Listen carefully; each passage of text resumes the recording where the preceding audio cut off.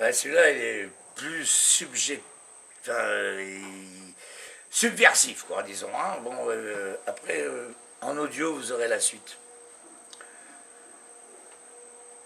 En ce début de siècle drapé d'hypocrisie, un linceul dramatique s'étale sur les vies.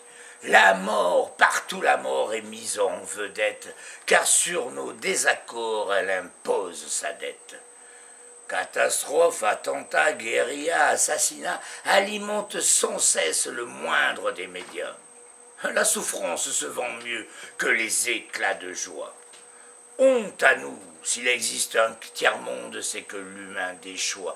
Et les faiseurs de loi s'arrogent même le droit de punir ceux qui aident les miséreux sans toit. Un comble, honte à eux. Quand certains donnent leur vie pour sauver leur prochain, c'est que d'autres à l'envie s'approprient tous les biens.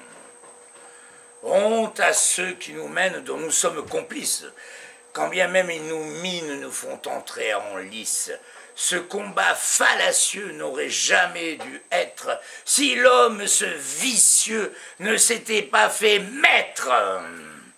Nous sommes tous coupables qu'il y ait des victimes, car nous sommes capables d'accepter qu'en intime, à d'autres et même à nous, de plier les genoux. Oui, si le mal domine, il faut s'en prendre à nous. Arrêtons de courir après la réussite, péter toujours plus haut, devenir dynamite, de nager épuisé puisqu'à contre-courant, de former des équipes qui vont partout en rang pour foncer au casse-pipe sur l'injonction des grands. Sûr, les grands de ce monde n'ont aucun intérêt que les petits remontent d'où ils sont enterrés. Mais attention, c'est vrai, on est nulés, mais pas que bourricots. Demain, on va ruer, secouer les asticots.